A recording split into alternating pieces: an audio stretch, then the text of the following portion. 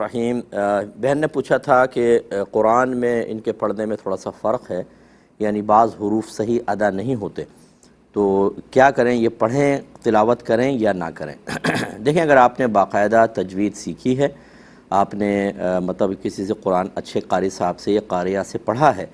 اب ادائیگی آپ کی ٹھیک نہیں ہو پاتی، یعنی وہ کہتے ہیں عین نکالیں تو واضح عین نہیں نکلتا، عین نکلتا ہے، یا ہا نکالنا ہے ہا کر کے نکلتا ہے، جگہ آپ کو معلوم ہے کہ میں نے یہاں سے وسط حلق سے اس کو نکالنا ہے، تو اس میں کوئی حرج نہیں ہے، آپ بالکل پڑھ سکتی ہیں۔ یہ یاد رکھیں کہ آپ کا صحیح مخارج سے الفاظ کی ادائیگی لازم ہے، یہ نہیں ہے کہ آپ سامنے والے کو صحیح سنانے میں بھی کامیاب ہو جائیں۔ میں ان بچوں سے گزارش کرتا ہوں کہ جو اماموں کے پیچھے نماز پڑھنا اس لیے چھوڑ دیتے ہیں کہ جی ہم نے سنی تھی قرات، ان کا صراط میں صاد مجھے صحیح نہیں لگا، عین صحیح نہیں نکلتا، ہا صحیح نہیں نکلتا، اس لیے میں نے چھوڑ دی۔ یہ بتائیے کہ امام صاحب کو آپ کو سنانا ہے کہ اللہ کو سنانا ہے؟ پہلی بات یہ۔ دوسری بات یہ ہے کہ امام پر کیا واجب تھا؟ صحیح مخارج سے لفظ کو، حرف کو ادا کرنا، یا ادائیگی کے ساتھ ساتھ آپ کو راضی کرنے کے لیے آپ کو سنانا بھی لازم تھا؟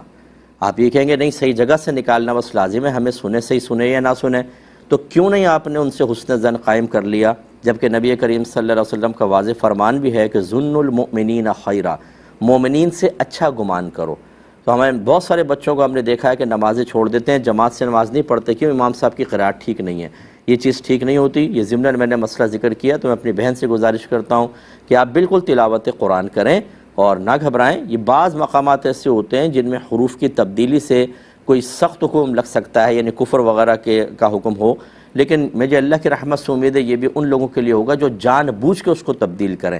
ورنہ جیسے اب چائنا کے لوگ ہیں، کوئی جاپانی ہے، کوئی جرمن سے مسلمان ہوا، روسی کوئی مسلمان ہوا، اب اس نے تجوید سیکھی قرآن پڑھے گا تو وہ بعض اوقات حروف کو صحیح ادا ہی نہیں کر سکتا ہے، کیونکہ اس کی لینگویج کے اندر جیسے اب کہیں گاف ہی نہیں ہے تو کیا کرے گا وہ؟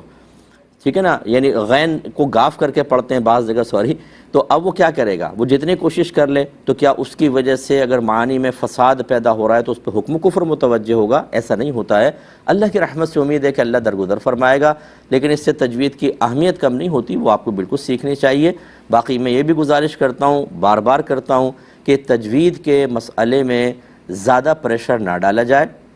لوگوں کو تلاوت اور نماز کے معاملے میں وساوس میں مبتلا نہ کیا جائے۔ ٹھیک ہے، تجوید سے سیکھنا چاہیے، لیکن ایسا نہیں ہے کہ اگر کسی نے تجوید نہیں سیکھی تو ہم کہیں تمہاری نمازیں برباد ہو گئیں، تم تلاوت قرآن ہی چھوڑ دو، ایسا نہیں ہے، بلکہ ان کو ترغیب دیں اور ان چیزوں کو جاری رہنے دیں۔ ہم نے تو، میں چونکہ 30 سال سے تبلیغ کر رہا ہوں اور میں نے بہت بالغان کو پڑھایا ہے قرآن پاک، بعض کے نکلتا ہی نہیں ہے تلفظ، اور آپ اپنے خاندان میں دیکھ لیں، جتنے مجھے سن رہے ہیں، آپ کے نانا، نانی، دادا، دادی، چچا، پھوپا، تایا، خالائیں، پھوپیاں، ان کو تجوید سے کوئی سروکار نہیں، نمازیں پڑھ رہے ہیں، تو پھر کیوں نہیں آپ اپنے پورے خاندان والوں کو جمع کر کے ایک لیکچر دیں اور یہ کہیں کہ تمہاری سابقہ نمازیں تو تجوید نہ سیکھنے کی بنا پر برباد ہو گئی ہیں، اور اب تم فوراً سے پیشتر سیکھو ورنہ یہ حکم ہوگا۔ کبھی بھی آپ نہیں کریں گے، حتیٰ کہ سگے والد صاحب کو تجوید نہیں آتی ہوگی تو اولاد ان کو اگنور کرے گی، لیکن باہر جا کے لوگوں کو کہہ رہی ہوگی کہ تجوید سے نہیں پڑھو گے تو تمہارا یہ انجام ہوگا۔ ان میں نرمی کریں، ان معاملات کے اندر، اس میں شریعت کی طرف سے حقیقتاً اگر ہم قرآن اور حدیث کو براہ راست دیکھیں تو اتنی شدت اور سختی نظر نہیں آتی، لیکن میں اس کی اہمیت کو کم نہیں کہتا ہوں، ہمارے بزرگان دین نے اس کو سیکھنا لازم قرار دیا اسی وجہ سے کہ کہیں خرابی پیدا نہ ہو۔ لیکن اب ایک دور ایسا آ گیا ہے، اب خلاصہ یہ ہے کہ آپ لوگوں کو ترغیب دیں